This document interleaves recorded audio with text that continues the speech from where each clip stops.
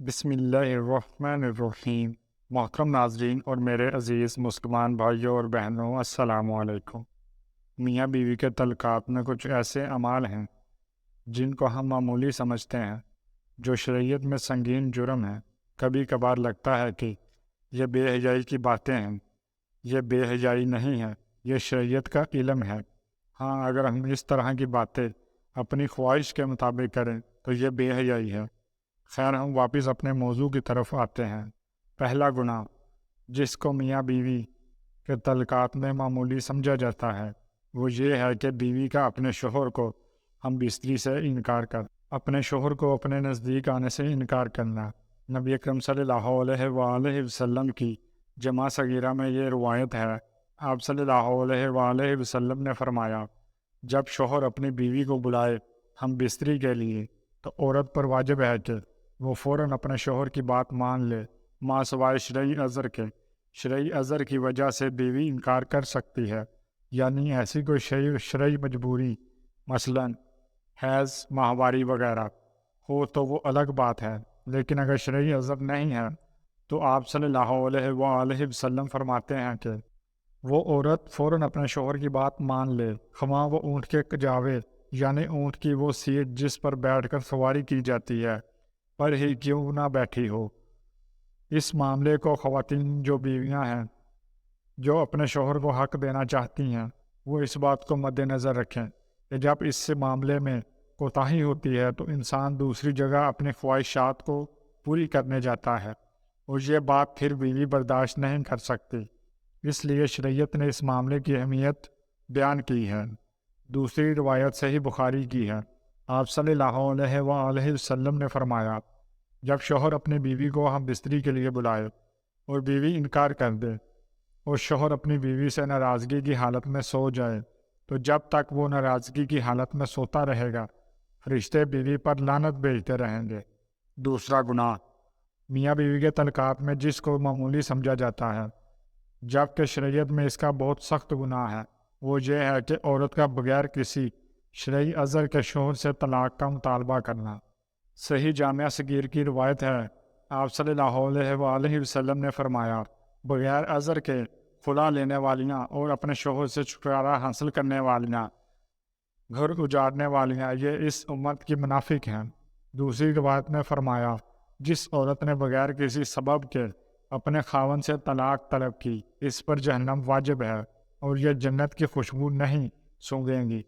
اس لیے میری پیاری بہنوں، یہ کہنا یا یہ عذر پیش کرنا کہ میرا خاوند مجھے پسند نہیں ہے یا اس کی انکم بہت کم ہے، میرا گزارا نہیں ہوتا، اس لیے مجھے طلاق چاہیے، تو یہ کوئی شرعی عذر نہیں ہے۔ اس لیے اس سنگین جرم اور گناہ سے بچنا چاہیے، اور والدین کو چاہیے کہ وہ بھی چھوٹی چھوٹی باتوں پر اپنی بیٹیوں کو گھر نہ بٹھا لیں۔ طلاق شوہر کا حق ہے، اور یہ کتنی بری بات ہے کہ طلاق بیٹی ڈیمانڈ کر رہی ہے۔ تیسرا گناہ جو میاں بیوی کے تعلقات میں عام طور پر ہوتا ہے اور اس کو معمولی سمجھا جاتا ہے، وہ یہ کہ حیض کی حالت میں اپنی بیوی سے ہم بستری کرنا، یا ایسی جگہ سے یعنی پچھلے حصے سے ہم بستری کرنا جو کہ غیر فطری ہے۔ آپ صلی اللہ علیہ وآلہ وسلم نے فرمایا، جس شخص نے حیض والی عورت سے ہم بستری کی یا عورت کے پیچھے جمع کیا یا نجومی کے پاس گیا اور اس کی بات کی تصدیق کی تو اس نے اس چیز کا انکار کیا جو محمد صلی اللہ علیہ وآلہ وسلم پر نازل ہوئی، یعنی وہ شریعت کا منکر ہے، اس نے شریعت کا انکار کیا۔ جس نے یہ عمل کیا اس کے لیے شریعت نے کفارہ کا حکم دیا ہے، اور یہ بہت سنگین جرم ہے، لیکن اس کو لوگ سمجھ ہی نہیں پا رہے ہیں، اور اس بات کو کوئی سنجیدہ لینے کو ہی تیار نہیں ہے کہ نکاح سے پہلے اس کے آداب اور ازدواجی زندگی کے متعلق سیکھا جائے۔ دنیا جہاں میں ہر چیز کی ٹریننگ ہوتی ہے وہ ہم لوگ بڑے فخر سے کرتے ہیں، لیکن جب بات شریعت سیکھنے کی آتی ہے تو وہاں کیا ہے جی کہ ہمیں شرم آ رہی ہے۔ دنیا کی بے حیائی میں ہم ہرگز نہیں شرماتے، لیکن شریعت سیکھتے ہوئے یا شریعت کی بات کرتے ہوئے ہمیں شرم آتی ہے۔ چوتھا گناہ میاں بیوی کے تعلقات میں جس کو معمولی سمجھا جاتا ہے وہ یہ ہے کہ کسی غیر محرم عورت کے ساتھ خلوت، اکیلے میں ملاقات کرنا اور کسی غیر محرم سے ہاتھ ملانا، یہ بہت سخت گناہ ہے۔ نبی اکرم صلی اللہ علیہ وآلہ وسلم نے فرمایا، جامعہ ترمذی کی روایت ہے، جب بھی کوئی آدمی کسی غیر محرم عورت کے ساتھ تنہائی میں ملتا ہے تو وہ دو نہیں ہوتے بلکہ تیسرا ان میں شیطان ہوتا ہے۔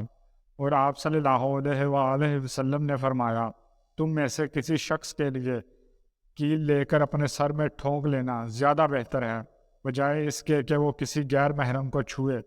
اور ہمارے ہاں یہ المیہ ہے کہ چھونا تو ایک معمولی بات ہے، یہاں تو پورا ہاتھ ملا لیا جاتا ہے۔ ایک بار ایک خاتون جس کو شریعت کا علم نہیں تھا، وہ مدینہ آپ صلی اللہ علیہ وآلہ وسلم سے بیعت لینے آئی اور آپ صلی اللہ علیہ وآلہ وسلم کے آگے اپنا ہاتھ بڑھایا۔ آپ صلی اللہ علیہ وسلم نے فوراً اپنے ہاتھ پیچھے کر لیے اور فرمایا، محمد صلی اللہ علیہ وآلہ وسلم کسی عورت کے ہاتھ کو چھونا تو دور، کسی عورت کے ننگے ہاتھ کو دیکھنا بھی پسند نہیں کرتا۔ اور آپ صلی اللہ علیہ وآلہ وسلم نے اپنا چہرہ مبارک پھیر لیا۔ پانچواں گناہ جو اکثر شوہر حضرات سے سرزد ہوتا ہے لیکن بعض واقعات میں بیویاں بھی اس کی مرتکب پائی جاتی ہیں، وہ یہ ہے کہ اکثر شوہر حضرات جب اپنی بیوی سے ناراض ہوتے ہیں تو وہ اس کے ماں باپ کو برا بھلا کہنا شروع کر دیتے ہیں، حتیٰ کہ کچھ مرد حضرات تو انہیں گالی گلوچ کرنے لگتے ہیں۔ یہ نہایت ہی سخت گناہ ہے۔ کسی کو بھی گالی دینا اپنی قبر میں بچھو چھوڑنے کے مترادف ہے۔ ماں باپ کا رشتہ ہر اولاد کے لیے نہایت ہی پاکیزہ اور ادب و احترام والا رشتہ ہوتا ہے۔ کوئی بھی غیرت مند اولاد اپنے ماں باپ کے بارے میں گالی برداشت نہیں کر سکتی۔ بیوی بھلے ہی اپنے شوہر سے کچھ نہ کہے، لیکن شوہر کے اس عمل کے سبب بیوی کے دل میں شوہر کے لیے نفرت پیدا ہو جاتی ہے اور پھر یہ نفرت آہستہ آہستہ اس شوہر سے دور کرنے لگتی ہے۔ اسی طرح کچھ بیویاں بھی جب اپنے شوہر سے لڑائی جھگڑا کرتی ہیں تو اپنے شوہر کے ماں باپ کے بارے میں برے برے القابات کہتی ہیں۔ ایسے شوہر اور بیوی کو فوراً توبہ کر لینی چاہیے اور آئندہ ایسے عمل سے گریز کرنا چاہیے۔ چھٹا گناہ جو بہت ہی زیادہ عام ہے، جسے بالکل بھی گناہ نہیں سمجھا جاتا، وہ یہ ہے کہ بہت سے والدین غصے کے عالم میں اپنی اولاد کو گالی گلوچ کرتے ہیں۔ یہ بھی نہایت ہی بری اور کبھی عادت ہے، تو گویا وہ خود گالی گلوچ کے لیے اپنی اولاد کو تربیت کر رہے ہیں۔ اس کے علاوہ یوں بھی ہوتا ہے کہ ماں یا باپ میں سے کوئی ایک اپنے بچوں کے سامنے دوسرے کی برائیاں بیان کرے یا اسے گالی گلوچ کرے۔ بچوں کے سامنے ان کے والد کی ماضی میں کی ہوئی اچھائیاں تو ضرور بیان کرنی چاہیے تاکہ بچوں کے ذہن میں والد کی عزت و تکریم میں اضافہ ہو، لیکن اس کے عیب نہیں کھولنے چاہیے۔ پردہ پوشی انتہائی ضروری ہے۔ دوسری بات یہ ہے کہ گالیاں تو کہیں بھی دینا جائز نہیں ہے۔ اگر والدہ بچوں کے سامنے گالیاں دے دی تو بچوں کو بھی عادت پڑ جائے گی۔ اس کی ذمہ دار ان کی ماں ہوگی جس نے ان کو گالیاں سکھائی ہیں۔ اگر بچے بڑے ہو گئے ہیں، وہ سمجھدار ہیں، تو انہیں ماں کے اس رویے کو نہیں اپنانا چاہیے۔ لیکن یہاں یہ بات بڑی قابل غور ہے کہ کہیں ماں کو گالیاں دینے پر مجبور تو نہیں کیا گیا، کہیں وہ مظلومہ تو نہیں ہے۔ اگر وہ کسی کے ظلم و ستم سے تنگ آ کر ایسا کر رہی ہے تو پھر اس کے مسائل حل کرنا ضروری ہے۔ اگر ایسا کوئی مسئلہ نہ ہونے کے باوجود گالیاں دیتی ہے تو پھر سخت گنہگار ہے۔ اس کو چاہیے کہ توبہ کرے اور آئندہ ایسا نہ کرے۔ اللہ تعالیٰ سے دعا ہے کہ اللہ ہمیں دین اور شریعت کو سمجھنے اور اس پر عمل کرنے کی اور ان تمام برائیوں اور گناہوں سے بچنے کی توفیق عطا فرمائے۔ آمین یا رب العالمین۔